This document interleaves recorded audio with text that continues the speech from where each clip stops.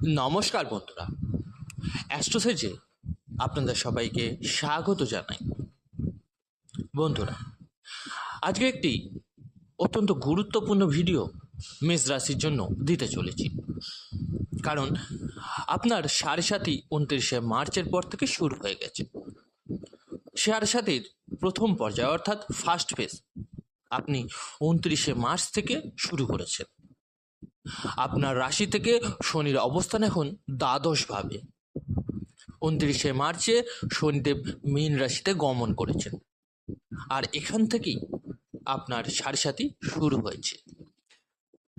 আজকের এই ভিডিওর মাধ্যমে, আজকের এই বিশ্লেষণের মাধ্যমে আমি বলবো কারা সাড়ে সাতির প্রথম পর্যায়ে অর্থাৎ ফার্স্ট ফেজে লাভবান হবেন, কতদিন লাভ থাকবে, কি পরিস্থিতি থাকবে, কিভাবে আপনাকে লাভ নিতে দেবে এবং কিভাবে আপনি চেক করবেন যে আপনি কতটা লাভবান হতে পারেন, সব কিছুই বিস্তারিতভাবে জানাবো। তার আগে বলে রাখি, আজকের এই বিশ্লেষণটি জন্মরাশি চন্দ্ররাশির ওপর ভিত্তি করে তৈরি করা। আপনারা যারা নিজেদের বাচ্চাদের প্রেডিকশন করাতে চাইছেন, জন্মকুণ্ডলী বিচার করাতে চাইছেন, তারা অবশ্যই আমার টেলিগ্রাম চ্যানেলে জয়েন করে নেবেন। এছাড়াও আপনারা যদি চান সরাসরি আমার সঙ্গে হোয়াটসঅ্যাপে যোগাযোগ করতে পারেন। হোয়াটসঅ্যাপ নাম্বারটাও এই ভিডিও ডেসক্রিপশানেই দেওয়া থাকবে।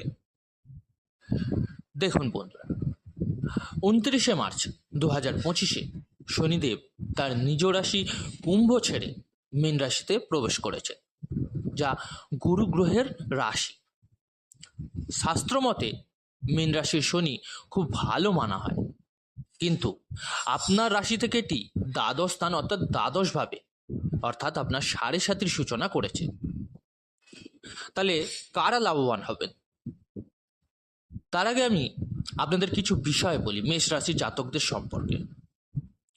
মেষ রাশির লোকজন একটু তাড়াহুড়ো করে যে কোনো কাজ করে, একটু আগ্রাসীও হন, কারো কথা সহ্য করতে পারেন না, রেগে যান, তাড়াহুড়ো করেন, ডমিনেট করতে চান যেন আমি যা বলছি তাই হোক। কিন্তু খুবই স্বচ্ছ হৃদয়ের মানুষ হন, অর্থাৎ ভালো মন হয়, তাদের উপর চোখ বন্ধ করে বিশ্বাস করা যায়, কখনো বিশ্বাস ভাঙেন না। এদের একটা বড় গুণ, এরা দেখায় যতটা কঠোর, ভেতরে কিন্তু ততটাই এরা আবেগপ্রবণ হয়।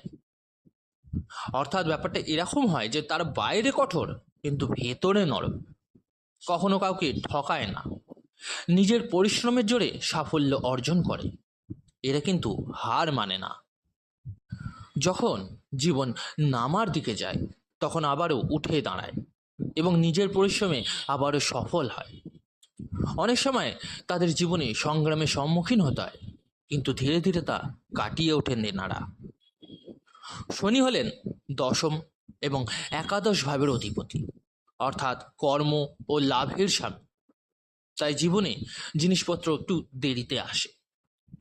মেষরাশির জাতকদের জীবনে অনেক কিছু সময় মতো না আসে পড়লেও পরে কিন্তু ঠিকই আসে, একটু বিলম্ব হয়, অনেক কাজ শেষ মুহূর্তে এসে আটকেও যায়। আপনি নিশ্চয়ই অনুভব করছেন যে সফলতার একেবারে কাছাকাছি গিয়েও যেন কিছু আটকে যাচ্ছে, আর অন্যরা যারা আপনাকে কর্মতে ডিট করে তারা ওপরেই উঠে যাচ্ছে। এটা মেষ রাশির জীবনে প্রায়ই হয়। কারণ দেখুন, কালপুরুষ অনুসারে আপনার রাশির জন্য দশম ভাবের স্বামী হলেন শনি এবং লাভেরও। তাই কর্মে দেরি, আপনার লাভেও দেরি হয়। কিন্তু একবার কর্মস্থির হয়ে গেলে তারপর আর পিছনে ফিরে তাকাতে হয় না।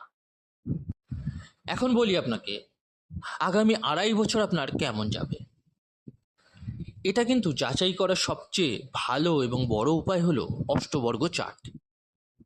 আপনি কোনো জ্যোতিষীর থেকে বা যদি চান আমার থেকে আপনি অষ্টবর্গ চার্ট বানিয়ে নিতে পারেন। এতে আপনার পুরো ব্যাপারটা ক্লিয়ার হয়ে যাবে। কারণ এখানে দেখতে হয় শনি আপনার মীন রাশিতে কত পয়েন্ট পাচ্ছে। যদি 5 বা তার বেশি পয়েন্ট থাকে তাহলে নিশ্চিত হয়ে যান আসন্ন সময় আপনার দুর্দান্ত ফল দেবে। শনি যেভাবেই থাকুক, যতই কু অবস্থায় থাকুক।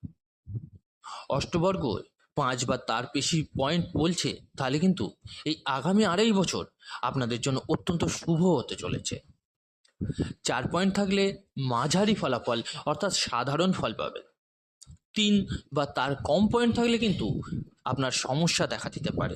তখন কিন্তু আপনাকে সচেতন হতে হবে, খুব ভালো বড় রকমের একটা রেমেডিস ইউজ করতে হবে। কারণ এই 2.5 বছর পর কিন্তু আবার শনি যখন মেষ রাশিতে প্রবেশ করবেন, তখন তিনি নিচের অবস্থানে থাকবেন। তখন অনেকেরই জন্য সমস্যা কিন্তু বাড়তে শুরু হবে। তাই এই 2.5 বছর হলো কিন্তু আপনার সুবর্ণ সময়। এই সময়টা হাতছাড়া করবেন না। যাই হয়ে যাক, অবশ্যই চেষ্টা করুন এই সময়টাকে সদ্ব্যবহার করতে।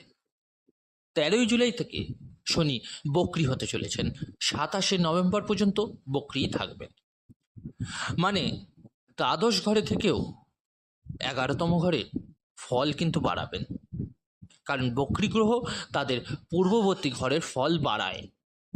শনি যখন বক্রী হয়ে নিজ রাশির দিকে অর্থাৎ কুম্ভে বেশি প্রভাব ফেলবে। তাই 13ই জুলাই থেকে 27শে নভেম্বর পর্যন্ত সময় মেষ রাশির জন্য 7.5-এর মধ্যেও কিন্তু একটা আশীর্বাদ হতে চলেছে। এই সময় আপনার ফাইন্যান্স গ্রোথ দেবে, সব দিক দিয়ে উন্নতি দেখতে পাবেন। তাই আবারও বলছি, অষ্টবর্গে শনি কত পয়েন্ট পেয়েছে সেটা কিন্তু একবার দেখে নেওয়া অত্যন্ত প্রয়োজনীয়। কারণ বক্রী গ্রহ কিন্তু 3 গুণ শক্তিশালী হয়ে যায়। যদি আপনার কুণ্ডলিতে শনি ভালো না হয়, অষ্টবর্গেও পয়েন্ট কম থাকে, তাহলে কিন্তু খারাপ ফলটা 3 গুণ বেশিই ভোগ করতে হবে আপনাকে। তাই একটু আগেই যাচাই করে নিন। আর অবশ্যই যদি শনি ভালো হয়, তাহলে কিন্তু নিশ্চিত হয়ে যান এই 7.5-এর মধ্যে দারুণ রিলিফ পেতে চলেছেন। গুরু এখন 3য় ঘরে নিজের নবম ভাবকে অর্থাৎ লাভ ভাবকে দেখছেন। তাই ভাগ্য ও অর্থ উভয়ই কিন্তু আপনাকে সাহায্য করবে। রাহু এখন 11তম ঘরে, অর্থাৎ আগে ছিল 12তম ঘরে, এখন 11তম ঘরে, যেখানে কষ্ট, ঋণ, মামলা, দাম্পত্য সমস্যা, স্বাস্থ্য সমস্যা এসব করছিল। 18ই মে থেকে রাহু 11 ঘরে গিয়েছে, অর্থাৎ একাদশ ঘরে প্রবেশ করেছে। এখন রাহু শ্রেষ্ঠ ফল দিতে পারে। শনি যখন বক্রী হয়ে একাদশ ঘরের ফল দেবে, গুরু ভালো অবস্থানে থাকবেন, রাহু লাভ দেবে।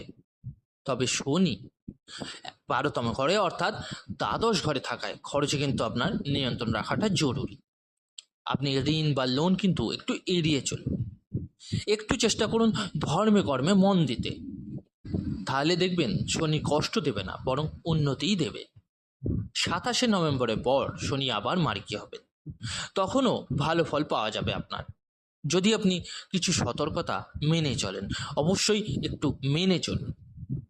তাই চিন্তা না করবেন, কারণ প্রথম পর্যায়ে 7.5-তে লাভ পাবেন, কষ্ট নয়। বন্ধুরা, আশা করি আমার দেয়া আজকের এই তথ্য আপনাদের ভালো লেগেছে, আপনাদের উপকারে লেগেছে। ভালো লাগলে অবশ্যই একটা লাইক দিন, আর বন্ধুদের সঙ্গে শেয়ার করতে কিন্তু ভুলবেন না।